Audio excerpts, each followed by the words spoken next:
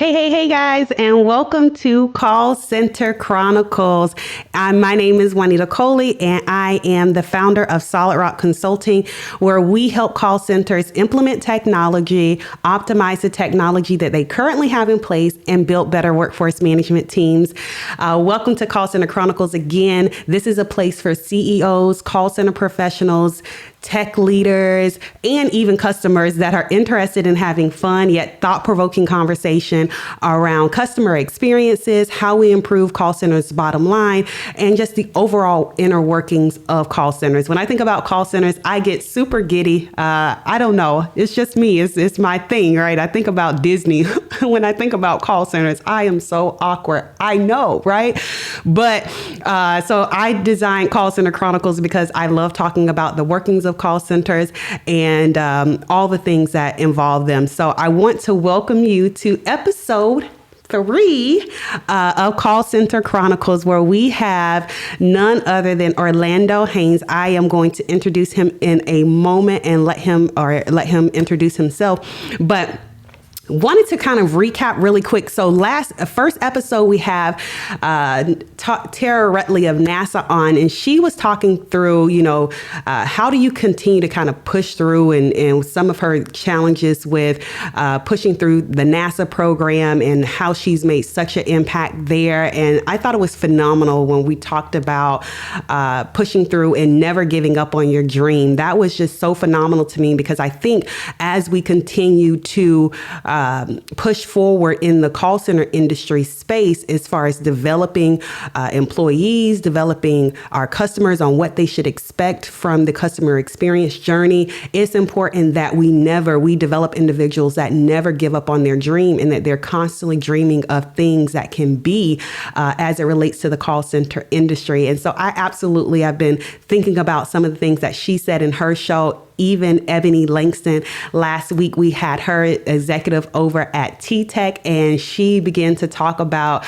always going above and beyond, and having a mentor and having a sponsor, and what diversity looks like for us. And we talked about 2% of African American women make up the leadership team in these organizations. That was a Mercer study that we pulled the data on, and how it's so important to have diversity in contact centers and how that impacts the overall customer experience. So we've been having a good time. I hope you guys have been having a good time with me, because I've just been like sitting here and I'm like, man, these guests are so fantabulous. If you don't know me by now, I make up words, okay? So that's my thing. Don't come for me, okay? Just don't come for my life. Yes, I know that is a made up word, fantabulous.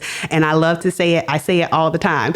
So without further ado, I am going to introduce to you and present to others Orlando Haynes. Orlando, introduce yourself. Thank you so much, first of all, for agreeing to be on the show. I'm excited. Can you hear me okay? I can hear you better now, yes. Okay.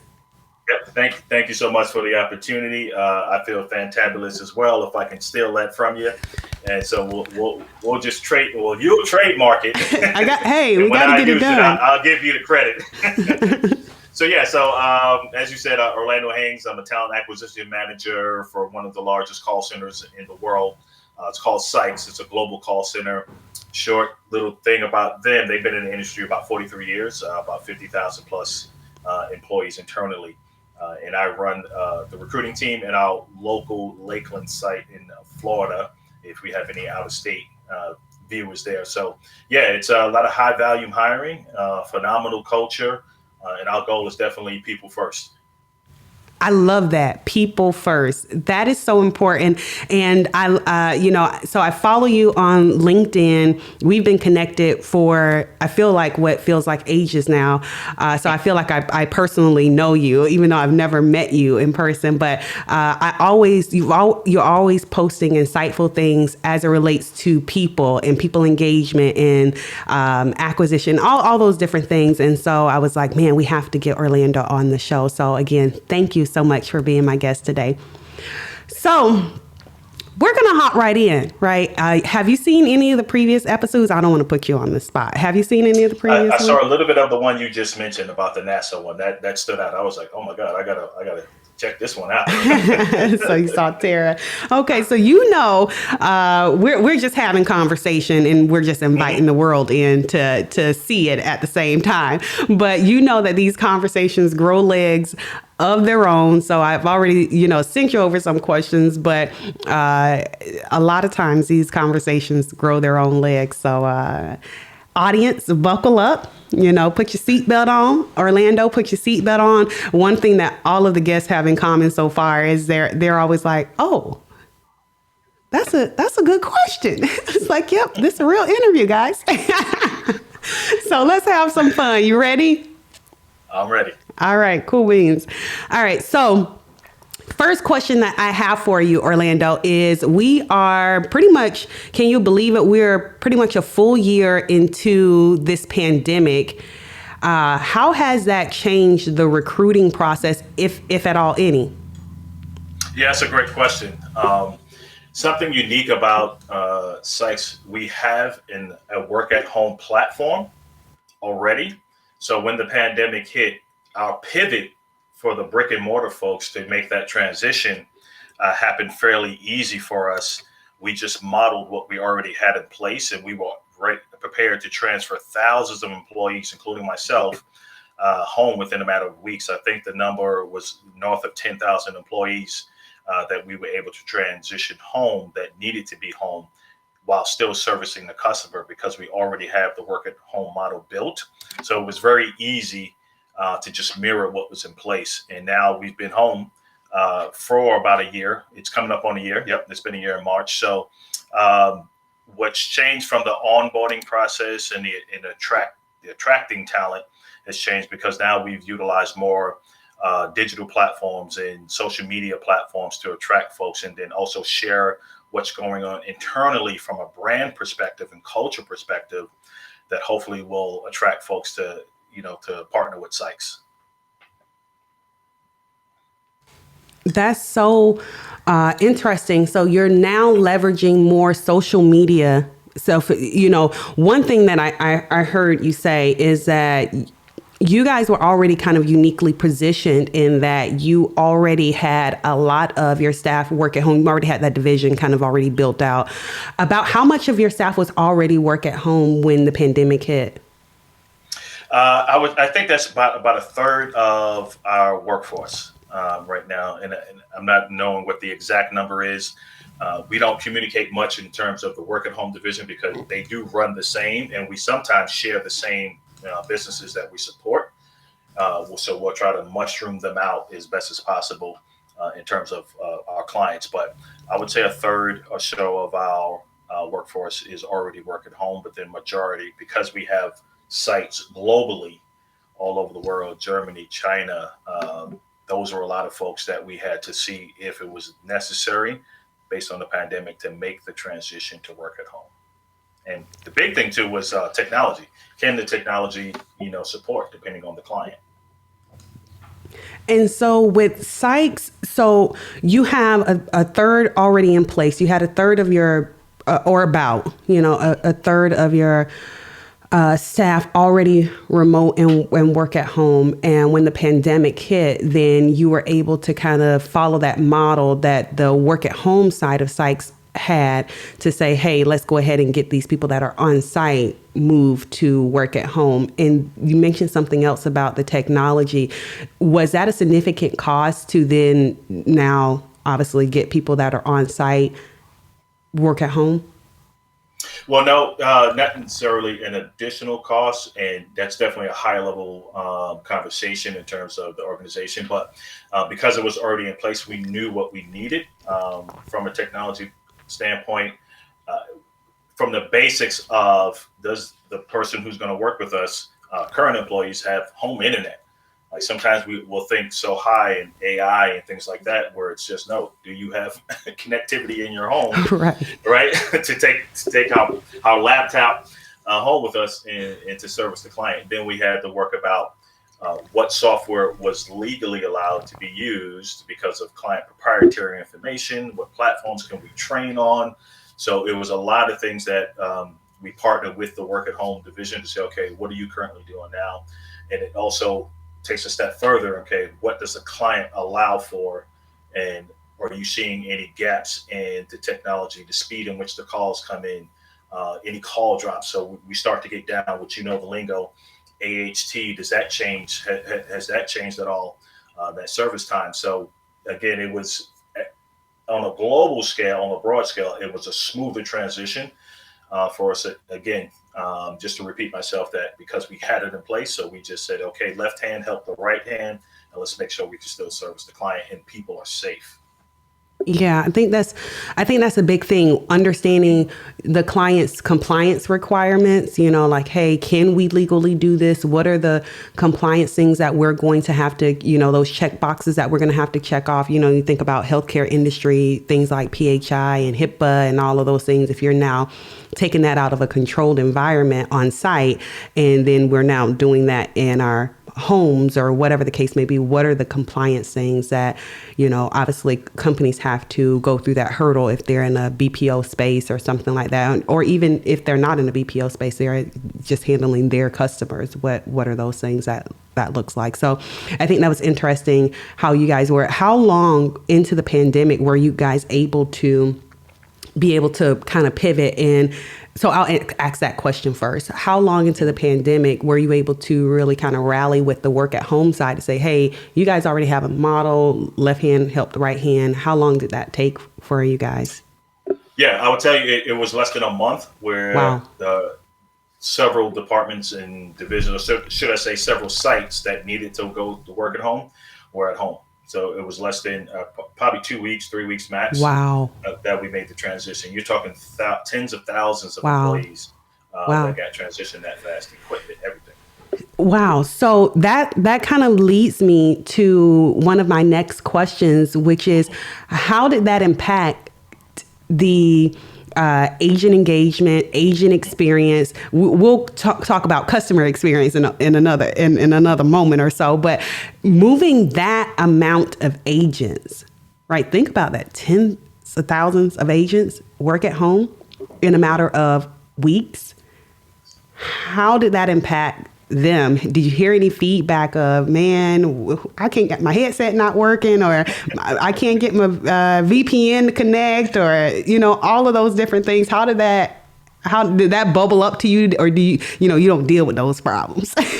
We hear it. No, we hear it. We hear it. So just trust that there was a big check that had to be stroked to cover new equipment. And even at the local level, we give our folks now that we hire and that are working from home the opportunity to swap out equipment as needed. So a big push. And during the pandemic, when the commute and the travel and the shipping slowed down, so we had to get ahead of the game tremendously and share with other departments or other sites that didn't have as much going on. So we said, okay, if you had 50 or so, 90 or so pieces of equipment, when I say pieces, I'm talking the full boat, like, headset, Right. The whole package. monitor, keyboard, the whole package. We need 90 of those shipped ASAP to this location, this part of the country to cover. But we still hear it's technology. It's technology. Something always and will go wrong. And so when you have, you obviously had that challenge where and I remember working with one company at the beginning of the pandemic, and it was like we were having Excel spreadsheets of like, these people are working at home already. These people aren't working at home.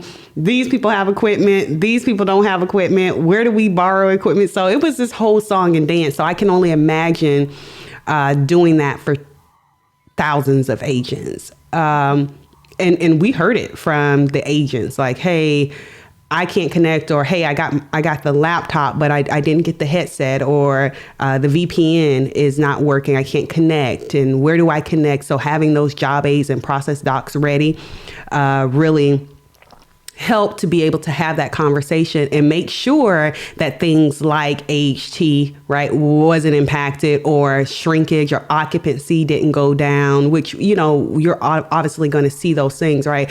The more you see agents have an issue with technology, then we begin to see, okay, more and more agents are off the phone when they shouldn't be off the phone, right? Which is going to impact their adherence. And then what do we do about that from a workforce management standpoint? Do we hold them accountable? Do we not hold? So it's just this whole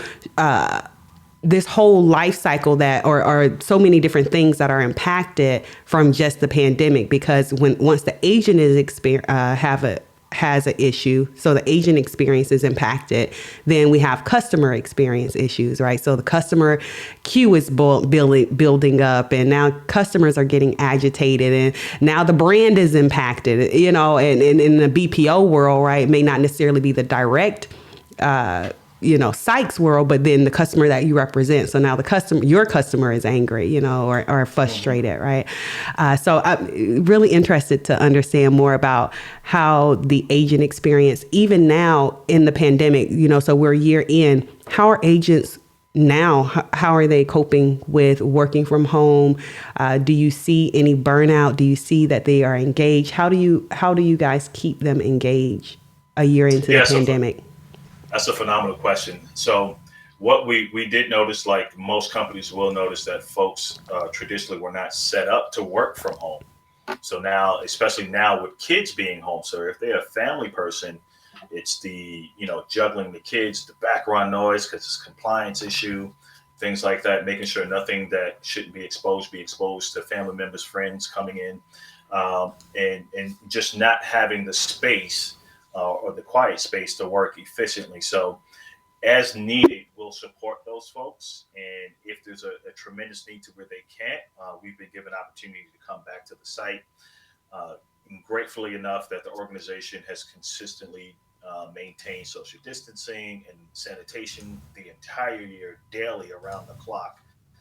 So we have no issues there in terms of the cleanliness of our site if folks need to come back. But what I've noticed is specifically in Sykes, that the account managers, right? So with the world of Zoom booming now, is that we had to take things that we've done on site into the virtual world, making certain days and meetings more fun and more interactive, so there's no complacency. So we have webcams, so we can say, hey, Monday's a funny hat day, Tuesday, funny t-shirt day, whatever it is, and how we celebrate those employees, just because has become more of the forefront. Because we know, especially if someone lives alone and they're in their home 8 hours a day, working an 8-hour shift, and don't go out as much, that can be mentally taxing, and then thus the need for mental health awareness and things like that, to make sure they're doing okay, period, as an individual. Forget about the calls and meeting your deadline. How are you doing as an individual during this time? So we have to just go peel back some onions and really touch the person. That's so good. So even just checking in on, I love how you said you have the webcam. So you've employed the webcams to be able to have that touch feel type of dynamic where, it's one thing to be remote and, working virtually in a virtual environment and being able to get everything that you need to get done. It's another one we, I think, incorporate the webcam, because then it makes us to know, right, that we are connected. Hey, I can see you, right? Let's, and so I love the funny hat day. I was on I think Instagram, and I saw Zoom was doing, they were judging their team members' backgrounds, like they're doing like a funny, like who has the best background day type of thing. So I thought that was pretty cool.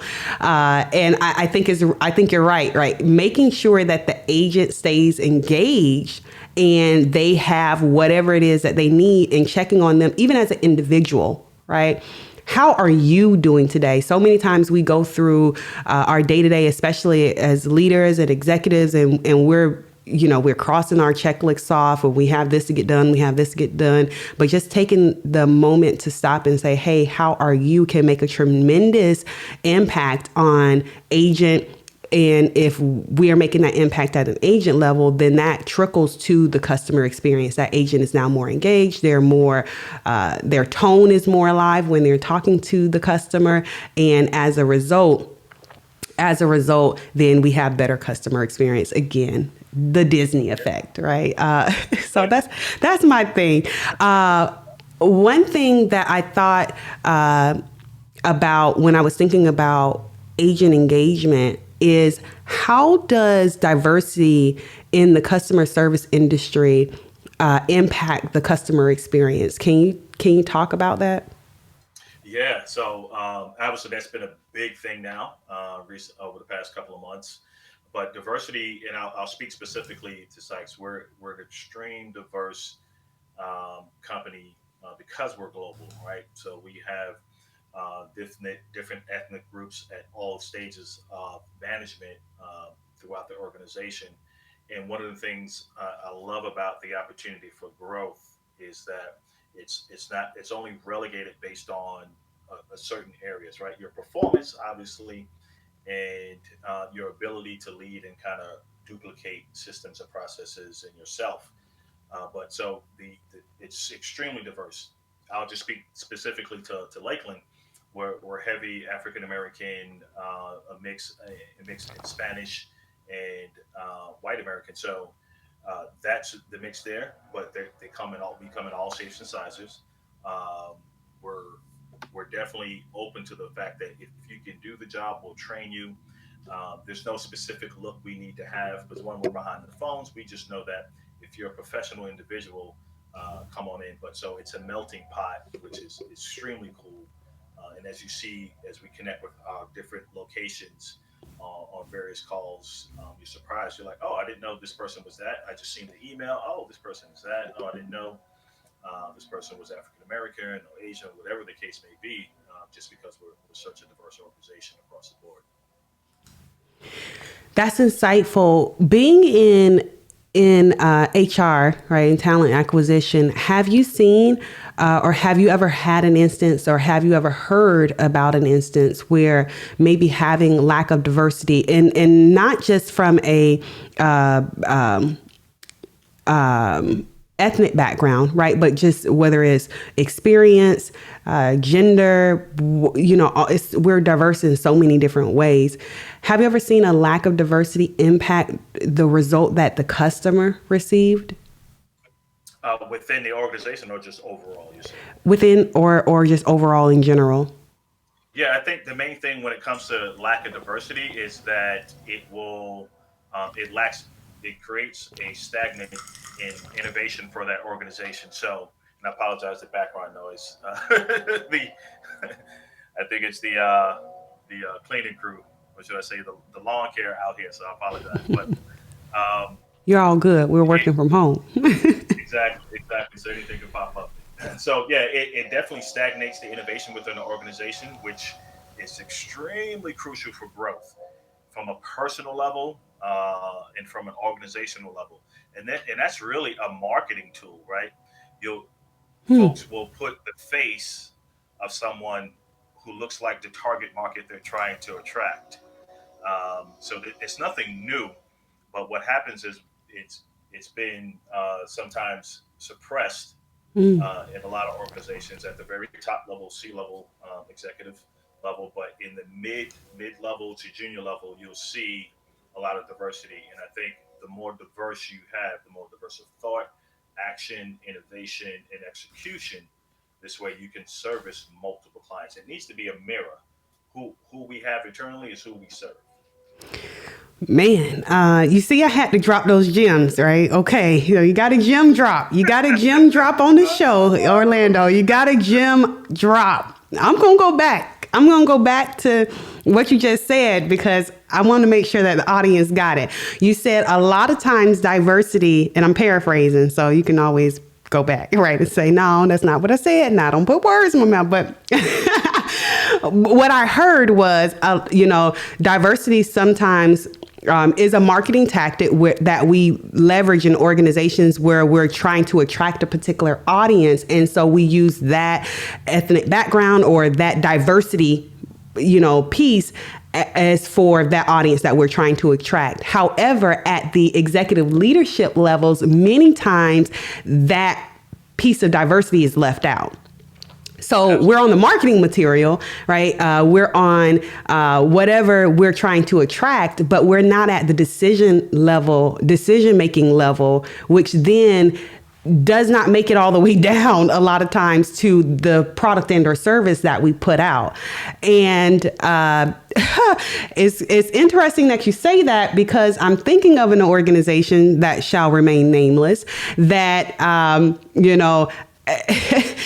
I'm thinking about some material that they put out, and I'm like, what happened in the board meeting when we thought about having this this piece of material come out, and it's what you're saying, right?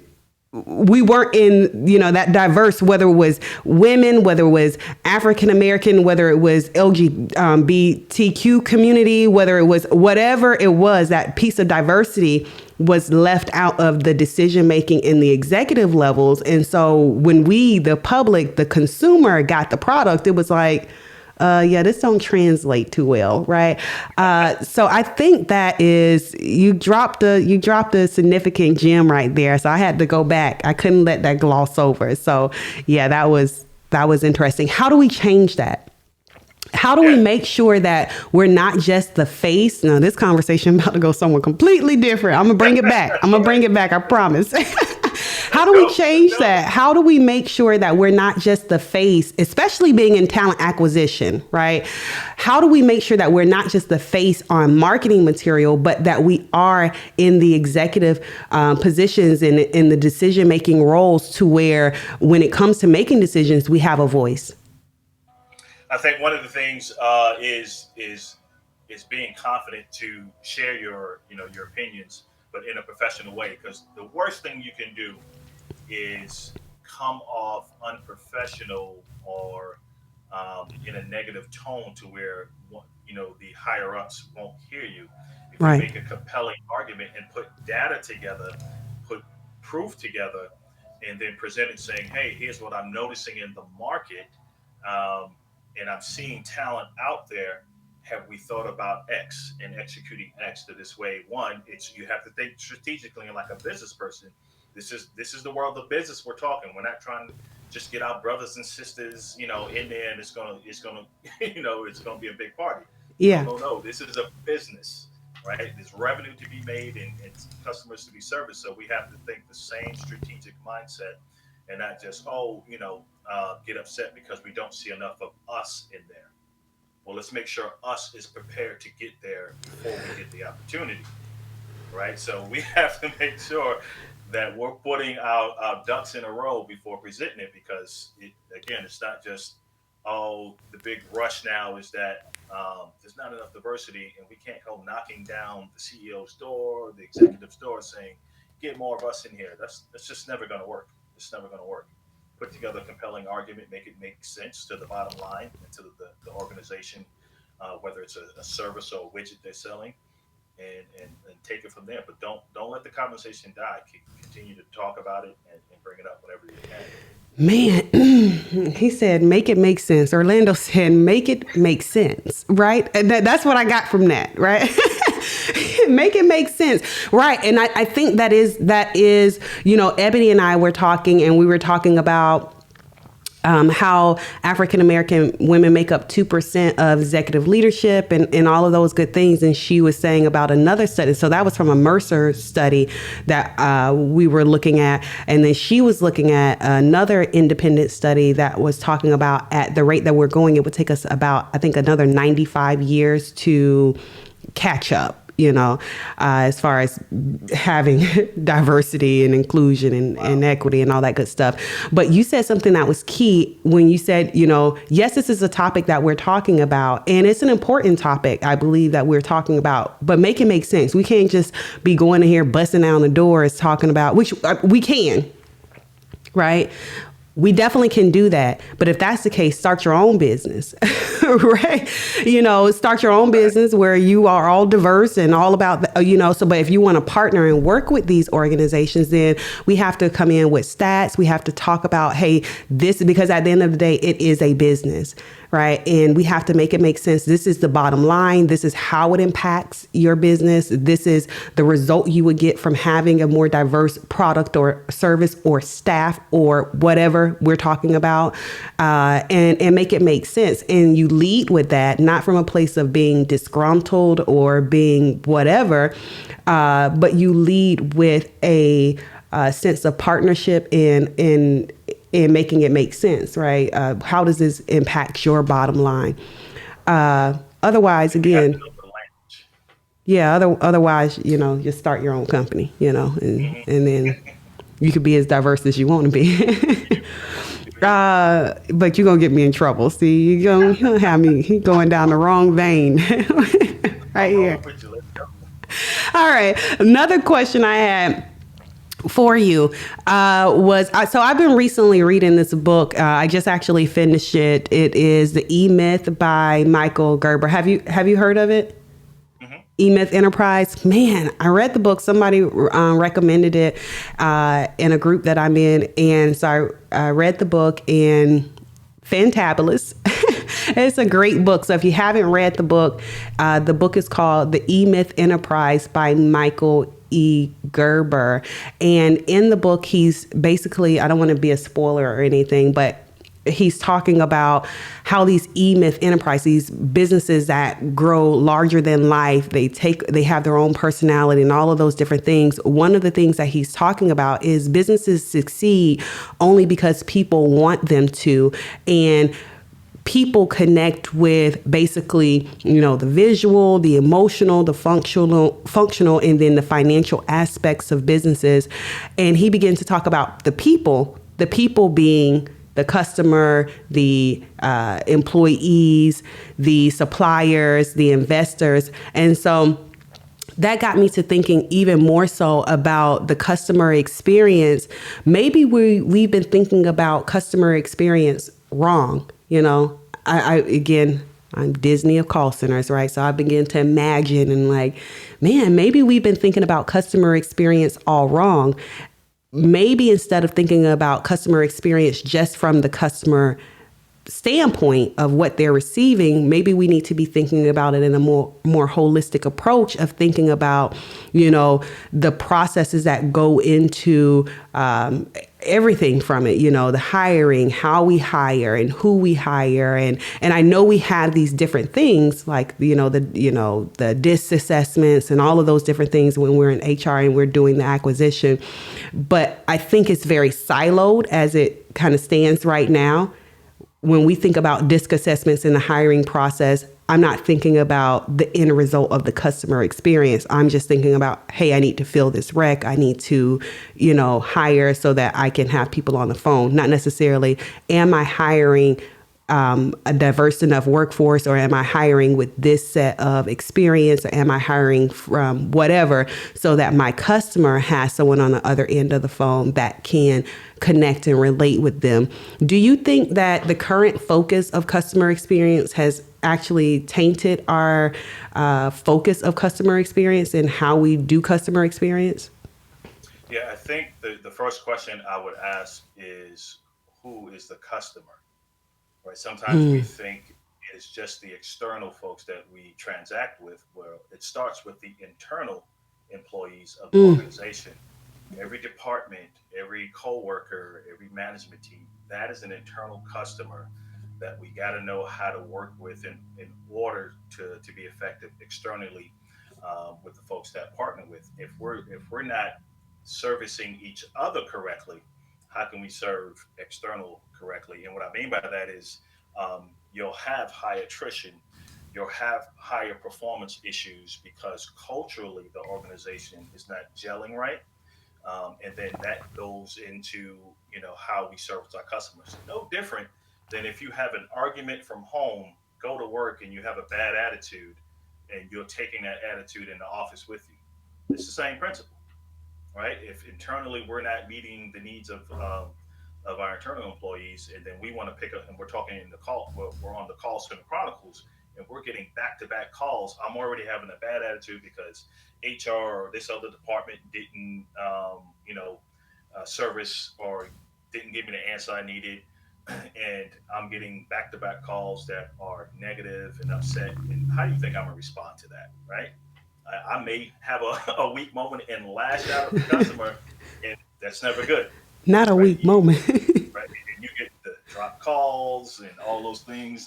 They go into queues that they shouldn't be in during the work hours. They're in training queues, and like, there's no training going on. Why aren't you taking the calls? Because internally we haven't, we haven't hit the point where we're servicing our internal customers first and people first. This way we can, service our external customers at a high level. Man, that is so good. That is so they're dropping gems in the comments for you. That is so good. I 100% agree. I 100% agree. Until we begin to start servicing the people, right? Just people in general, right? So we're servicing our employees, we're servicing, the customer, we're servicing, and we are caring about the total person. Then that is I think the end result or the byproduct of customer service is how are we showing up internally. I was thinking about a company that I went to that shall remain nameless. But they were in Chicago. I can say that. But I was at a customer that was in Chicago. Maybe I'll get them on the show. And I was just so blown away by how they treated their employees. Like, I was there for a workforce so a workforce engagement where I was, doing some forecasting, optimizing their workforce team. But I was just so blown. I'm like, why am I here?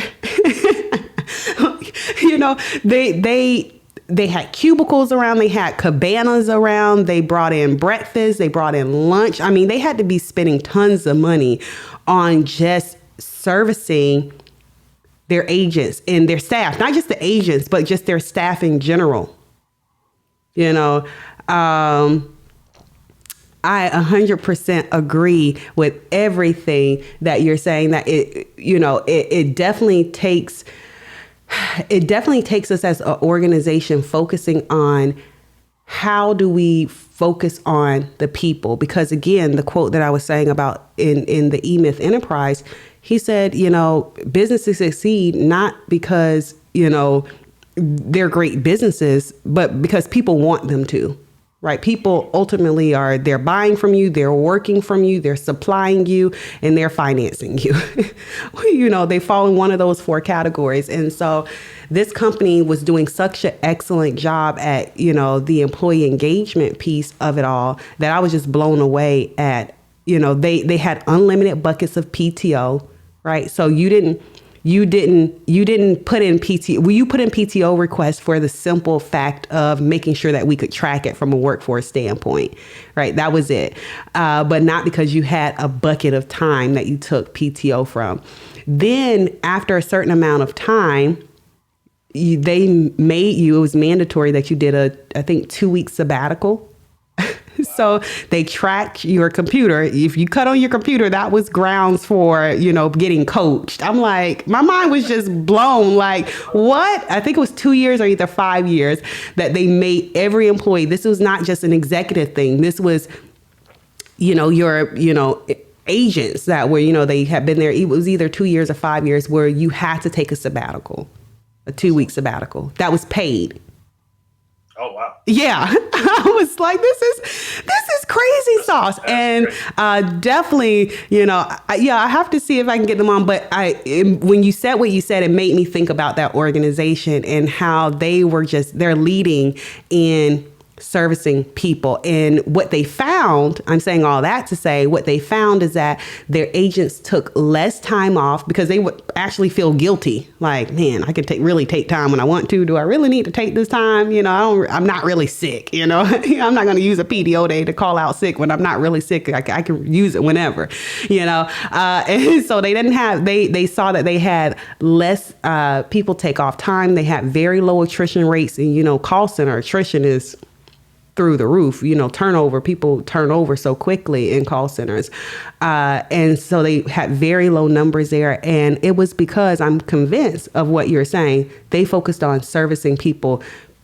People could eat there. They probably came to work just, for food. They had great meals and all those different things. So I think that is so important that you said that. So I know we're coming down to the bottom of our time here. It's been so great having you on. Tell us more about, I see that you have Orlando Haynes, you have, your site and everything. Tell us more about what you do independently of Sykes and where we can find you and connect with you and all of that good stuff. Sure. So I am a talent acquisition manager, and I've been in this space / recruiter. So I've been in this space for about 18 years, and I do also career coaching. And one of the things that I'm passionate about in helping job seekers is really rethinking their career mindset and helping them elevate their brand. So, and that's utilizing a LinkedIn platform, how to get noticed in this current market. So I help folks kind of put together what I recently developed, what I call a 10 by 10 content creation plan, to where you can start sharing your experience, your expertise, and your competencies in a way that you can showcase those talent and help your job search. So I'm all about helping folks brand themselves, because I think in this current pool of the job seekers that are out there, it's a little tougher to just post and pray and hope that post and pray. You have to do something different to be out there, and that's what I'm all about, is helping job seekers and professionals.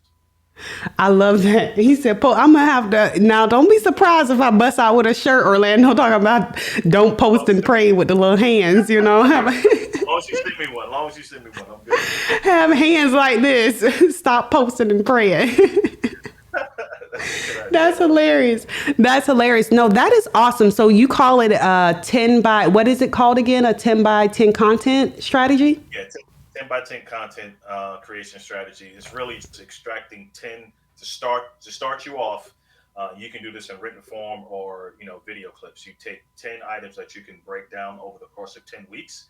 You're giving tips based on your experience. So if you're in call center, if you're in marketing, if you're in HR, sharing those tips on that platform, again, whether it be written form or video, but it lets you be consistent and build up your network and profile. This way you can get noticed better by employers.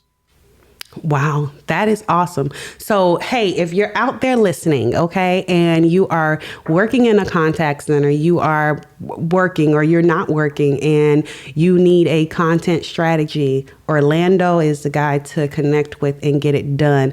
I wonder how that works for organizations. I'm like, so hang out here 1 second, Orlando, Anywho, thanks so much for being my guest. Hang out in the green room for me for a second, and I'll be right there with you. But thank you so much for coming and hanging out with us. You dropped so many gems. Again, you talked through why diversity matters. You talked through the hiring, how you guys were able to pivot at Sykes, and how even having an existing model helped you guys to pivot really quickly. And I love all the things that you talked about today. Thank you so much for being my guest on the show today. So hang out in the room with us for a little bit. So guys, was that not like Orlando? He was about to take me to another place. See, y'all, my guests, they be trying to take me to another place, and I try to stay right here. No, but thank you all for hanging out with us today. Super, super excited about our next guest that's coming up next week. We have Joel Richardson. He is a software services executive over at Group Elite, and I am thrilled to have him on. We will be talking about the pandemic and what's next, the new normal. Right? This new normal. I've been hearing so many people talk about, I can't wait till things get back to normal, not only just in our personal lives, but also in the business setting and, how things have changed. So I am super, super, super excited to be talking with Joel Richardson, where we'll be talking about the new normal and when things will get back to normal, if at all. You got to stay tuned to find out. All right, guys, thanks so much for tuning in with us on week 3 of Call Center Chronicles. I can't wait to see you back here next week. Same place, almost the same time. Talk to y'all soon. Bye.